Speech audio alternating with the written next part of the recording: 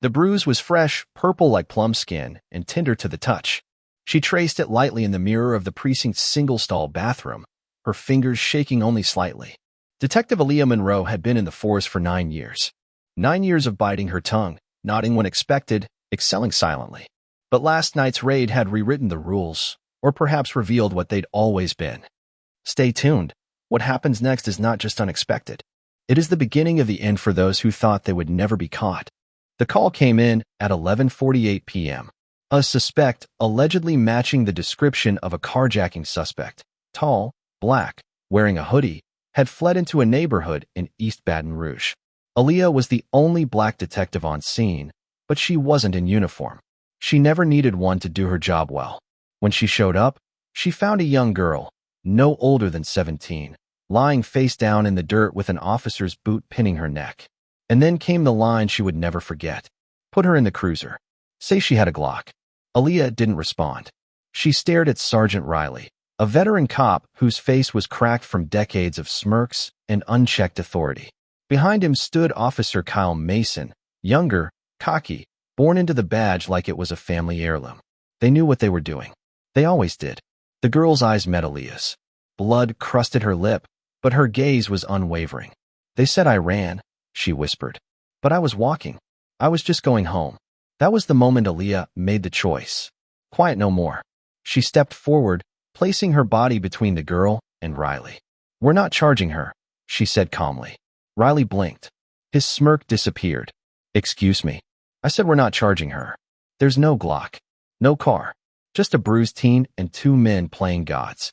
The air tightened. Mason's hand inched toward his sidearm. Riley's lip curled. You want to end your career over some thug? No. Aaliyah replied, eyes cold. I'm ending yours. By morning, the precinct buzzed with tension. The official report, filed by Riley, claimed Aaliyah had interfered with an active arrest and compromised an ongoing investigation.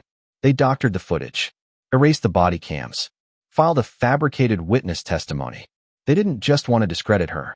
They wanted her gone, criminal record, revoked badge, and all. But what they didn't know was that Aaliyah Monroe kept receipts. Every raid, every report, every joke, muttered in locker rooms or scribbled in margin notes. She'd been building a case, not against a suspect, but against a system. And now, with a girl's life nearly crushed beneath it, she had reason to unleash it all. As she stepped out of the bathroom, eyes set like stone, she whispered the words to herself. Not a prayer, not a hope. A promise. They thought they could frame me, but they had no idea who they were dealing with. Aaliyah sat in her apartment that night, surrounded by silence and evidence. Her walls were lined not with art or mirrors, but with file boxes, cold, labeled, damning. They had names like Riley, Excessive Force 2018, Mason, Suppressed Testimonies, IA, Complaints Ignored. Some of the tabs were bent from being opened too many times. Others were pristine. No one had ever looked inside them before. She poured black coffee into a chipped mug and flipped open her laptop. On screen was a spreadsheet she kept in the cloud under a dummy name. Every cell was a moment. A citizen's bruised wrist. A missing body cam clip. A kid who went in with a stolen bike charge and never came out. Her cursor hovered over one entry. Elise Grant, 17, wrongful arrest, May 14th. The girl from last night. It wasn't just about Elise. It never had been. It was about what Elise represented, a generation that didn't stand a chance if no one stood for them. Aaliyah had once believed in the badge, believed it meant protection. But somewhere between her rookie year and now, she realized something darker. The badge was only as good as the people behind it. And some men wore it like armor. Others, like a license to hunt. She started assembling the file that would turn her into the enemy of her own department. Exhibits A through Z, internal memos, audio clips, screenshots of deleted footage logs. The timeline built itself, frame by frame, like a documentary no one ever wanted to see. At 2:03 a.m., she uploaded everything to a private server. At 2:04, she called the only person who had ever believed in her enough to call bullshit on a broken system. Marcus Reed, civil rights attorney, ex-cop, and the man who'd walked away from the force after they covered up his partner's overdose death. When he answered, his voice was gravel and suspicion. Aaliyah, they're framing me, she said. For obstruction. For tampering. For everything but telling the truth. A pause. You got proof. I've got a war chest. I'll meet you tomorrow, he said. Bring everything. Before she hung up, he added, this isn't just about your badge anymore. This is going to pull bones from graves. She knew that. She welcomed it. At sunrise, she was on her way to Marcus's office in New Orleans, the files in a hard drive locked in her glove box. She didn't know that back at the precinct, Riley and Mason were already rewriting history, crafting affidavits, smiling for the chief. They thought they'd buried her under their lie. But some lies are too weak to hold up under the weight of truth. And Aaliyah Monroe had just started digging. Marcus Reed's office didn't look like it belonged to a lawyer. It looked like it belonged to someone who used to fight wars and now wrote books about them. Books no one wanted to read, but had to. The walls were bare, save for a single photograph, a young black boy holding a protest sign that read, I am not a threat.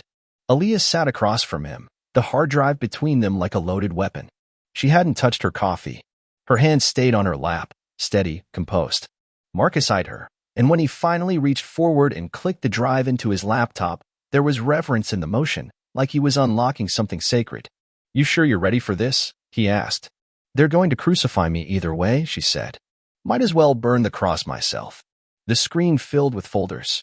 Audio recordings. Redacted reports. One labeled simply, the Elise incident. Marcus clicked it. They listened together, the dispatch call, the grainy audio from a neighbor's Ring camera, the hurried voice of Officer Mason yelling, say she tossed a piece, I'll log it. It wasn't just misconduct. It was orchestration. Fraud wrapped in protocol. A playbook built on plausible deniability. Marcus leaned back, mouth slightly open. Damn. There's more, she said. Riley's filed 12 resist charges on minors. Half were dropped, none investigated. And Mason, he's got a sealed IA report on a lost body cam file. I found the footage. It wasn't lost. She played it. A teenager being slammed to the ground. No threat, no struggle. Just the raw sound of impact. And then laughter. You got the kid's name? Marcus asked. Malik Carter. He's 18 now. In prison. Plea deal. Marcus wrote it down. Then, slowly, he turned to her. They framed you because you stepped in, he said. But if we go public with this now, they'll call you bitter. Say you're lying to save your ass. I know. They'll dig up everything. Your old cases. Your academy scores. Hell, they'll say you were sleeping with a suspect if they think it'll stick. I know. And if we win, he paused. You still might lose your badge. She didn't blink. I didn't become a cop to wear a badge. I became one to fight what killed my brother. Marcus nodded once. That was all it took. By nightfall, he'd assembled a legal team. Whistleblower protections. Press contacts. A media strategy. But Aaliyah had one condition. Elise would speak first. The story had to begin with the truth that sparked it. The next morning, Elise sat in front of a camera, her lips still healing. She looked directly into the lens and said, They beat me because I wouldn't lie. Detective Monroe stopped them. And now they're trying to make her disappear. That clip would go viral in 3 hours. But within one, the department's phones would be ringing off the hook. And Sergeant Riley? He would finally start to sweat. The video dropped at 8:07 a.m. By 8:23, the Baton Rouge Police Department's phone lines were jammed with calls. Parents, pastors, former jurors, all asking the same thing. Is it true? In the video, Elise looked calm. Too calm for someone so young. That's what made it hit harder. Her voice didn't shake. Her hands didn't fidget. She said it plain and devastating. They asked me to say I had a gun. I didn't. I never touched one. When I said no, one of them said, then we'll say it for you. And the screen cut to black. Sergeant Riley watched the clip from his office, jaw set, fist clenched. Mason hovered near the door, visibly rattled. The silence between them was worse than shouting. Riley finally spoke. She's lying. You think they'll believe that now? Mason snapped. We look dirty, man. We look guilty. Riley stood, walked to the blinds, and peeked outside. 2 local news vans were already circling the lot. It'll blow over. Always does. But even he didn't believe it. By noon, the city's DA had issued a statement. We are aware of serious allegations regarding misconduct within BRPD. An external review will commence immediately. Aaliyah watched the press conference from Marcus's office, her arms folded tightly across her chest. It should have felt like a win, but it didn't. Not yet. Because less than an hour later, her phone buzzed. Not a call. A subpoena. Internal Affairs wanted her testimony. They're coming after you, Marcus warned. They already were. No, this is different, he said. They're not trying to bury the truth now. They're trying to bury you with it. By evening, Aaliyah was suspended. Officially, it was pending investigation. Unofficially, she'd become radioactive. Her keycard was deactivated. Her desk was boxed before she could clean it. And when she returned to her car, someone had keyed the word traitor into the side. But the story had already broken past the precinct walls. Reporters were combing through Mason's old arrests. A TikTok of Elise's bruised face had been viewed over 1 million times.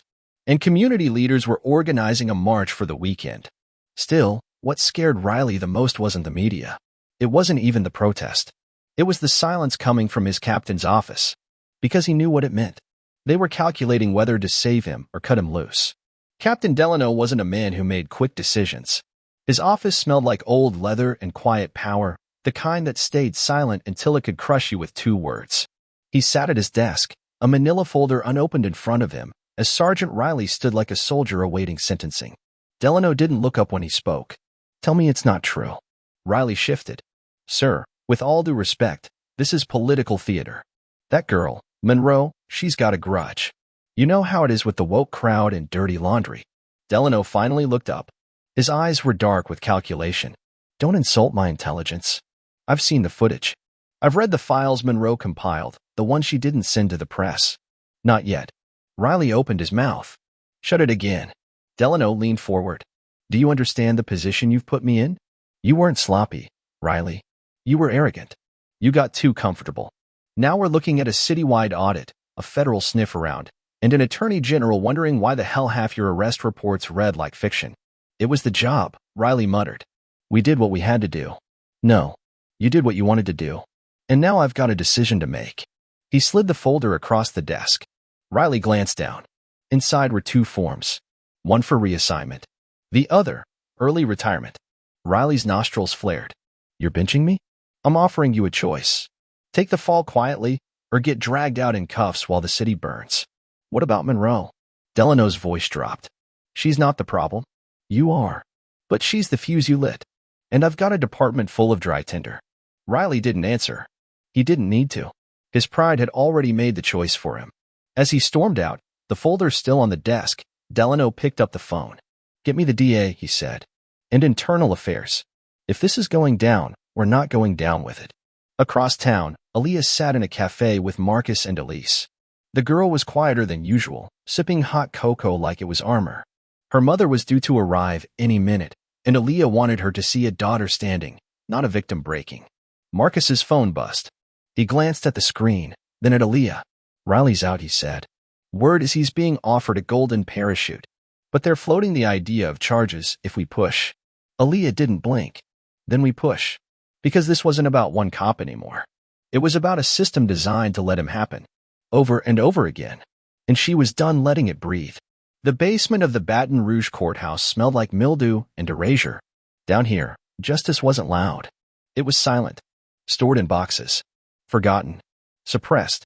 Aaliyah walked between the rows of filing cabinets like she was navigating a graveyard. Each drawer held stories that never made the news, names that were never cleared, bodies never avenged. She'd come to find one in particular, Malik Carter. The teenager in the body cam footage Mason had buried. With Marcus's help and a sympathetic clerk named Denise who lost her father to the system, they were granted provisional access to sealed internal reports. It wasn't legal, not exactly. But legality and morality weren't shaking hands these days. The file on Malik Carter was thin, suspiciously so. 2 sheets. An arrest report. A plea bargain signed under duress, with no legal counsel present. And then a transfer notice. Juvenile to adult facility, 3 weeks after turning 18. No appeal, Marcus muttered, flipping through it. No public defender of record. Just gone. They ghosted him, Aaliyah said. Made him disappear. She dug deeper, found the police log. Riley and Mason logged Malik as combative. Said he resisted arrest. But the footage said otherwise. The boy was backing away, palms out, when Mason tackled him. The audio was clear. Shut up and take the hit, punk. You lucky it's just cuffs. Marcus stared at the screen. We can get this reopened. Hell, this alone might be enough for a federal investigation. Not might, Aaliyah said. Will. She copied the file, backed it up in 3 places, then sent a copy to Malik's grandmother, The woman who'd called the station 17 times in a year asking why no one ever answered her letters. When she picked up the phone, her voice cracked. "Is he alive?" she asked. "Yes," Aaliyah said. "And we're going to get him home." By evening, the file was posted on a watchdog site under the title The Lost Boy of Baton Rouge. Within hours, Malik Carter was trending on social media. Activists, pastors, even celebrities began calling for his release. A crowdfunding campaign for his legal defense hit $100,000 before midnight. But inside the precinct, the reaction was darker. Mason was called into a closed-door meeting. The door didn't open for 47 minutes. When it did, he came out pale, silent, sweating. Back in her apartment, Aaliyah received a text from a blocked number. "You keep digging. You won't like what you find." She stared at the message, then typed 2 words. "Dig deeper." Because if they were threatening her now, it meant the rot wasn't at the roots. It was in the walls. By morning, the silence had fractured. WBRZ's lead story ran under the headline, "Malik Carter Files Expose Baton Rouge PD Pattern of Suppression." It wasn't just Malik. In the fine print of the department's own records, buried under jargon and file numbers, were patterns, clear, horrifying patterns. 21 names. Young black men and women flagged with resist, non-compliant, possible weapon, or fleeing suspect. But nearly half had no priors. No weapons found. And yet, not a single complaint had made it past internal review. Aaliyah and Marcus assembled a task force, unofficial, grassroots, and full of fire. Law students, data scientists, retired detectives who had quit because they couldn't keep watching it happen. They combed through the records one by one. A name jumped out, Kayla Bell, age 16 when arrested, labeled as resisting. Yet in the footage, also miraculously recovered, she is crying on the curb, hands on her knees, never even looking at the cops. Riley had signed off on the report. Mason witnessed. She tried to file a complaint. 2 weeks later, she dropped out of school, moved cities, disappeared from the court system entirely. Marcus tracked her down in Atlanta. She was working nights, living in a motel, using a different last name. When Aaliyah met her, Kayla was silent for a full minute. Then she said softly, "I thought I was the only one." "You're not," Aaliyah said. "And you're not forgotten." Marcus promised her legal counsel. Aaliyah promised her dignity. The stories began to snowball, each victim emboldening the next. One by one, they stepped forward, not in protest marches, in affidavits, on camera, into microphones they never thought would amplify their voices. The Baton Rouge PD issued a second statement. This time, it was shakier. "We take these allegations seriously. A full review is underway. We asked the public for patience." But patience had expired. These weren't new wounds. They were old ones, reopened, and this time, the bleeding was public. That evening, Elise's video was played during a city council meeting. Afterward, a white councilman stood up and said, "What happened to that girl could have happened to mine." And a black woman 3 rows back shouted, "But it didn't. And you've known that for years." It was the first time the room fell completely silent. That same night, Marcus got a call from a confidential source inside the DA's office. "They're preparing indictments," the voice whispered. "But they're only going to sacrifice Mason. Riley's getting a deal." Aaliyah felt the old burn, that low, gnawing rage that comes when the system pretends to fix itself by feeding it a scapegoat. "No," she said. "We don't stop at Mason. We take the whole ladder." Because the truth wasn't at the bottom anymore. It was sitting at the top. There are moments when corruption doesn't hide. It rests, waiting, confident that no one will be bold or foolish enough to poke it where it sleeps. That's what the old precinct records room was. Not forgotten, just untouchable. Until someone touched it. It started with a janitor. Andre Jenkins, 61, part-time, quiet. He'd worked the night shift for 12 years. Always carried a faded red rag in his back pocket. Always nodded at Aaliyah when she passed. Never said much, until now. He waited for her near the loading dock of the municipal building. Low sun, long shadows. He didn't meet her eyes as he spoke. "You looking for where the rot started?" he asked. She nodded. "It's not just Riley. It's not just Mason. You know that, don't you?" "I do." He pulled out a small box, scratched, taped, old as dust. Inside, cassette tapes. They don't digitize everything. Not the stuff they want to forget. She took the box, heart pounding. The label on the top tape read, 2009, IA interview, Lieutenant Holloway, Riley misconduct complaint number 14. She recognized the name. Holloway was dead now, stroke, 2 years prior. But back then, he had been internal affairs. The complaint never surfaced. And now here it was, with Riley's voice on tape, laughing, mocking, calling a mother who'd filed a complaint a bored welfare queen. Andre looked her dead in the eye. They told him he was cleared. But I cleaned the IA office that night. I saw the note from Holloway. Recommend termination. Pattern of misconduct. That page never made it to the chief's desk. Who buried it? She asked. Andre just said, you already know. And she did. Chief Anders. The man who'd built a 30-year career on clean stats and community awards. Who smiled wide on camera and spoke softly in board meetings. The same man who promoted Riley.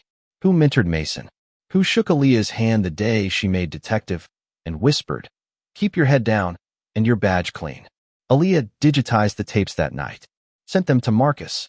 Then she called the reporter at WBRZ who had been begging for an exclusive. You want the whole story? She asked. I've got the sound of cover-up. Within 24 hours, the recordings aired. The city lost its mind. The mayor issued a statement. The governor called for an emergency commission. And Chief Anders, well, he didn't hold a press conference. He resigned. The fall was no longer theoretical. It had begun, but not everyone was falling fast enough. That's when Aaliyah made her next move. She filed a federal lawsuit against the Baton Rouge Police Department, naming not just Mason, not just Riley, but the institution itself. Because this wasn't about reform anymore. It was about reckoning. They called it Monroe versus Baton Rouge PD, but it was bigger than a name, bigger than Aaliyah, bigger than the city. It was a fuse tied to every precinct that ever looked the other way, every judge who signed what they didn't read, every mayor who promised justice on Sunday and ignored it on Monday. The courthouse steps were lined with reporters. Microphones like teeth. Cameras blinking like eyes waiting to blink first. Marcus stood beside Aaliyah, clean suit, steady voice. This is not just a legal complaint, he said. This is an indictment of culture, of silence, of systemic protectionism that starts at a beat cop and climbs all the way to a commissioner's pension. Aaliyah didn't speak. Not yet. She didn't need to. The lawsuit did it for her. Count I, deprivation of civil rights under color of law. Count 2, retaliation against a whistleblower. Count 3, institutional suppression of evidence. Count 4, negligent hiring and retention of violent officers. It named not just individuals, but patterns. Stat sheets, redacted files, affidavits from former officers, including one anonymous signature with the initials JH, a former captain. One of theirs. The city attorney called it meritless. The public called it overdue. By evening, protests reignited. But they were different now. They weren't just marching. They were organizing. Legal clinics popped up across town. Retired judges offered pro bono reviews of old cases tied to Mason and Riley. The Black Students Union at LSU held a teach-in titled, How Systems Eat the Innocent. Inside the department, paranoia settled like fog. Officers whispered. Files went missing. Computers were wiped accidentally. But they were too late. Aaliyah had already copied everything. The DA's office announced that a grand jury would convene in 3 weeks. And then came the twist. Mason flipped.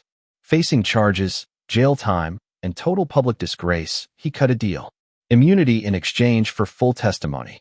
And he gave names. Not just Riley. Not just Anders. But council members. Prosecutors. A local judge. It was a network, not of conspiracy, but of complicity. Everyone knew. Mason said in his deposition. Everyone. When Aaliyah read the transcript, she felt no triumph. Only confirmation. The sickness wasn't hidden. It was policy. And now, the system was bleeding in public. 3 weeks later, the grand jury met in secret. But the outcome wasn't quiet. Indictments were issued.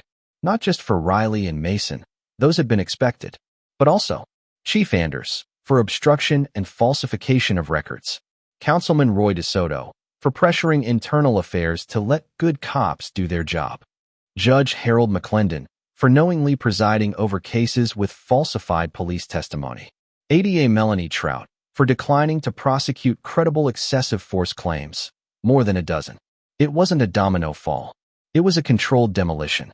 That same day, Aaliyah stood in the courthouse's public atrium. She wasn't wearing a badge anymore. She wore a blazer, a plain shirt, and a pendant her grandmother had given her, a tiny brass key. For doors they said we couldn't open, her grandmother once told her. This was one of those doors. They said I betrayed the Force, she said into the microphone. But the Force betrayed us, betrayed you, a long time ago. They told me silence was loyalty, that looking away was being a team player, that truth was dangerous. And they were right, because truth is dangerous to those who feed on lies. The room erupted into applause. Not loud, but steady, a sound with weight. Later that evening, Aaliyah walked the old beat she used to patrol, not as a cop, but as a citizen. A dozen strangers nodded at her. Some stopped to shake her hand. A teenager pointed and whispered to his friend, "That's her." The one who didn't back down. But the moment that struck her came in the parking lot of an old gas station. A woman approached, middle-aged, tired eyes, nervous. "You probably don't remember me," she said. "But in 2017, I filed a complaint. Said an officer pushed my son into a patrol car so hard he dislocated his shoulder. They said there was no footage. That I was overreacting. That my son was hostile." Aaliyah waited. "You were the one who called me.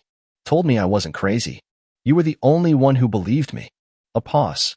"They just reopened his case." The woman's eyes filled. Aaliyah nodded slowly. "Good. He deserves that." "You do too," the woman said. "They tried to ruin you. And you ruined their silence."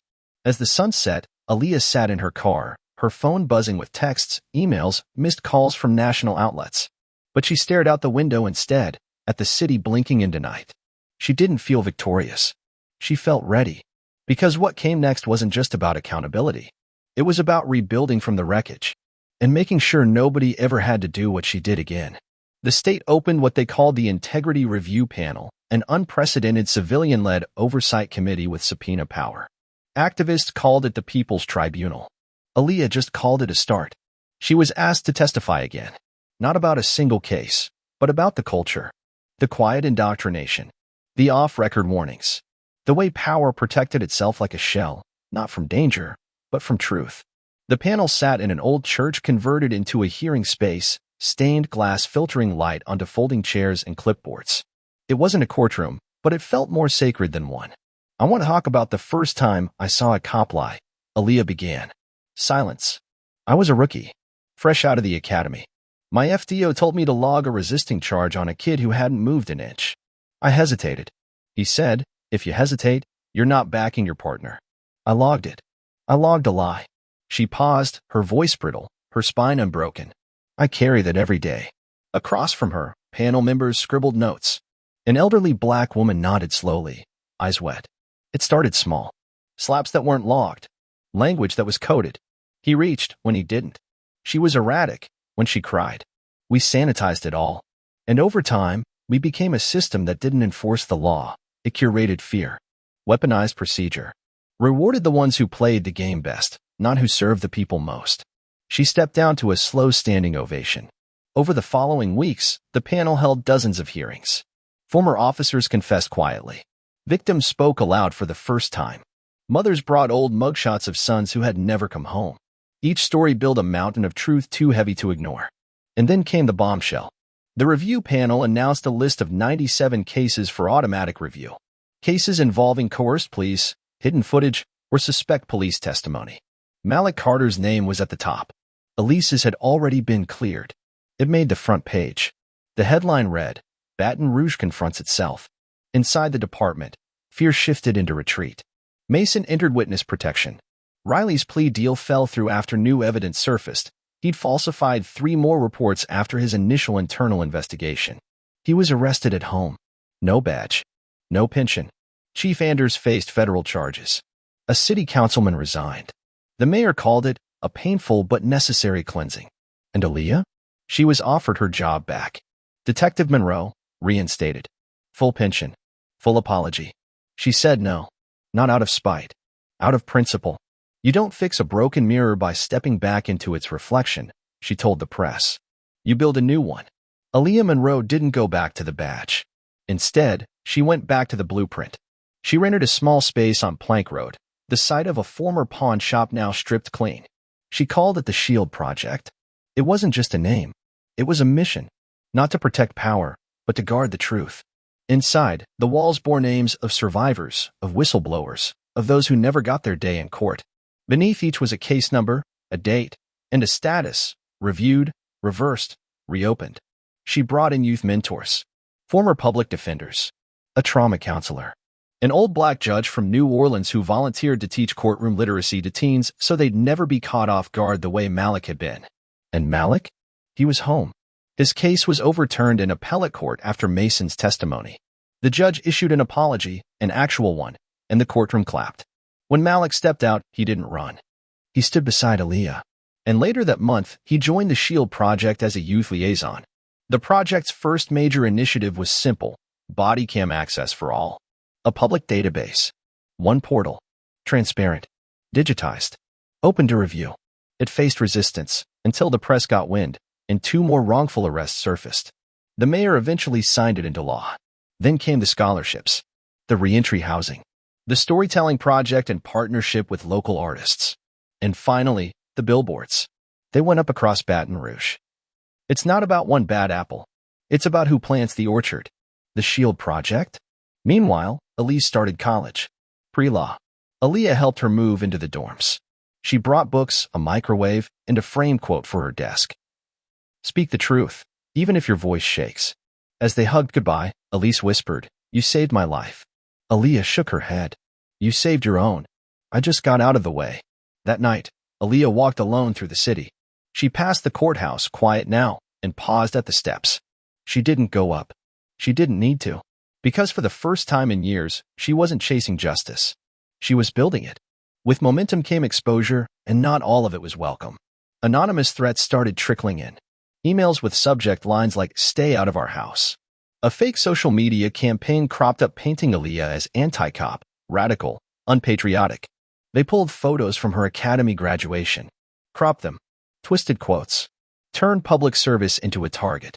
The local Fraternal Order of Police posted a statement: "Former Detective Aaliyah Monroe is undermining public trust with her inflammatory rhetoric." Within 48 hours, the SHIELD project had bricks thrown through its front windows twice. But something had shifted. This time, the silence didn't follow. The city came back louder. A group of black veterans stood outside the SHIELD project the next night, arms folded, eyes sharp. One of them told the press, "You don't protect the truth by hiding it behind glass. You stand in front of it." Then a pastor offered his church as a meeting space. Then a Latino community center donated bulletproof window film. Then the students at LSU staged a March of the Unforgotten, 97 students, one for each case under review. They walked to City Hall. Quiet. Powerful. And then something stranger happened. 2 officers showed up at the SHIELD project one evening. Uniformed. Unarmed. "We're not here to fight," the older one said. "We're here to talk." They asked for a seat at the next tribunal forum. They wanted to speak about what they'd seen, but couldn't say. About quotas, pressures, fear of retaliation, and about how Aaliyah's stand had created space for them too. Aaliyah stared at them a long time, then nodded. "But you won't be hidden behind anonymity. If you want in, you stand up in daylight, like the rest of us did." The younger one swallowed. "We're ready." The forum made local news, then state. One headline read, "Cops testify against culture of fear at Aaliyah Monroe's table." National attention followed. CNN, NPR, a documentary pitch, a book deal offer. Aaliyah refused all of it. Instead, she walked into a high school one afternoon and gave her first talk. She didn't preach. She didn't warn. She just told the story of a girl who got framed, of a system that blinked, of a badge that cracked, not under guilt, but under truth. And how, when that badge was gone, what remained wasn't weakness. It was voice. The Department of Justice arrived quietly. No sirens. No press conference. Just 3 unmarked cars and a folder with "Pattern and Practice Investigation, Baton Rouge Police Department" stamped across the top. They didn't come to shake hands. They came to map the rot. The SHIELD project became a data hub. Aaliyah, Marcus, and a team of researchers prepared a detailed submission: arrests by demographic, complaint resolutions, body cam malfunctions, missing hours. The DOJ team called it the most comprehensive civilian forensic audit they'd ever seen. One agent said, "You should be running this place." Aaliyah answered, "I am. Just not from a desk." The investigation took 6 months. In that time, 3 new cases were overturned. A full-time oversight board was voted into law. 2 prosecutors were disbarred. Officer training was rewritten, with curriculum co-authored by Aaliyah and a coalition of victims. But the system didn't change because of guilt. It changed because of pressure. People stopped being scared and started showing up. Public hearings grew. City council meetings overflowed. A former judge testified that for 20 years, the scales weren't just tipped, they were nailed down. Even the police union cracked. A younger generation of officers demanded a vote of no confidence in its leadership. The system bent. For the first time in decades, it bent toward justice. And through it all, Aaliyah didn't stand in front of the cameras. She stood beside those who had never been seen. At one hearing, Elise, now in her 2nd semester of college, was asked what changed her life. She didn't say a lawyer, or a law, or a hashtag. She said one name. Aaliyah Monroe, she said into the microphone. Because she didn't walk away. She walked toward the fire. And because of her, I stopped feeling like a criminal and started believing I was worth defending. The room stood, and Aaliyah, standing against the back wall, quietly wiped her eyes. Not from sadness, but from clarity. Because justice isn't loud, but when it finally speaks, it echoes for generations. The final public forum was held in the heart of the city, under open sky, no podium, just folding chairs and a single microphone. Survivors sat shoulder to shoulder with reformers. Officers sat among the people they once arrested.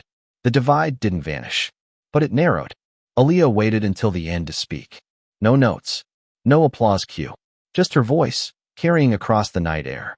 I never thought my name would be in headlines. I never wanted it there.